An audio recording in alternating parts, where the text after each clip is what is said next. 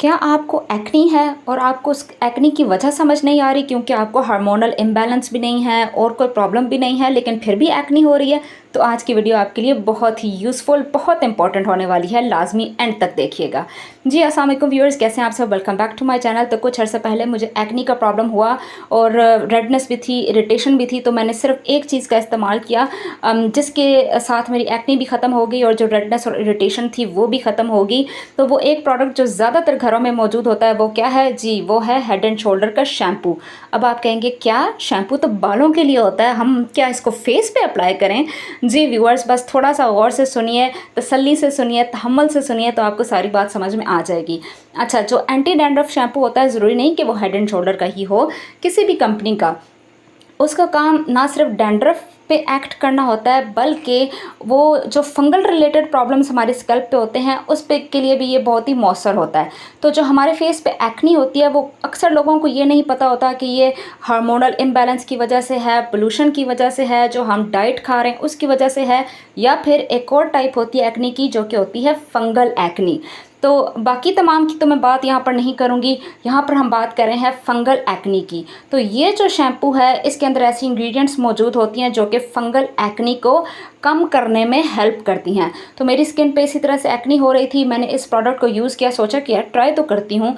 तो क्योंकि मैंने देखा था कुछ और लोगों को भी इसको यूज़ करते हुए, तो मैंने सोचा कि मैं ट्राई करती हूँ। मेरी स्किन ड्राई और इंतहाई सेंसिटिव स्किन है, तो मुझे अल्लाह का शुक्र है इससे कोई साइड इफ़ेक्ट नहीं हुआ और ये मुझे बहुत ही अच्छा इसका इफ़ेक्ट मिला कि जो एक्नी है वो भी दिन ब दिन कम होती गई और जो रेडनेस थी, जो इरिटेशन थी, वो भी दिन ब दिन कम होती गई और मुझे इसके बहुत ही अच्छे रिजल्ट मिले हैं। अब गौर से सुनना है कि इसको यूज़ किस तरह से करना है।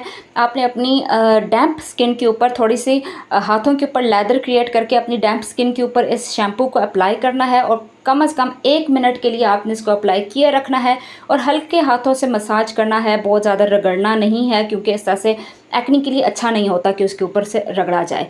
तो हल्के हाथों से मसाज करके कम से कम 1 मिनट लगे रहना है, इससे ज़्यादा ना लगाएं, मैं रेकमेंड नहीं करूँगी। और फिर ज़्यादा सा पानी लगा के आप अपने फेस को वॉश कर लें। दिन में 1 दफ़ा भी यूज़ करें तो भी काफ़ी है, लेकिन मैं सजेस्ट करूँगी कि 1 दफ़ा सुबह और 1 दफ़ा रात को सोने से पहले आप इस शैम्पू को यूज़ करें तो आपको इसके बहुत ही अच्छे रिज़ल्ट्स मिलेंगे, प्रोवाइडेड कि आपको फंगल एक्नी है। मतलब अगर आपको हार्मोनल इम्बैलेंस की वजह से एक्नी हो रही है तो ये शैम्पू आपकी कोई हेल्प नहीं कर सकता।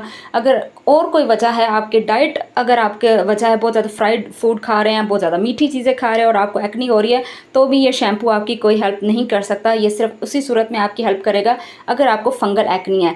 तो बहरहाल अगर एक्नी है और आपको वजह नहीं मालूम तो 1 दफ़ा इस शैम्पू को ट्राई कर लेने में कोई हर्ज नहीं है। कुछ दिन लगातार इसको यूज़ करें, अगर आपको फ़र्क पड़ गया तो आपको समझ आ जाएगी कि मुझे तो फंगल एक्नी थी और वो इससे ख़त्म हो गई, तो फिर आप इसको अपनी रूटीन का हिस्सा बना सकते हैं, लेकिन लगातार नहीं, थोड़ी सी ब्रेक देकर, मतलब जब एक्नी ख़त्म हो जाए तो लाजमी ट्राई कीजिएगा और फिर मुझे बताइएगा कि आपको रिज़ल्ट्स कैसे लगे और आपकी स्किन पे क्या असरात आए।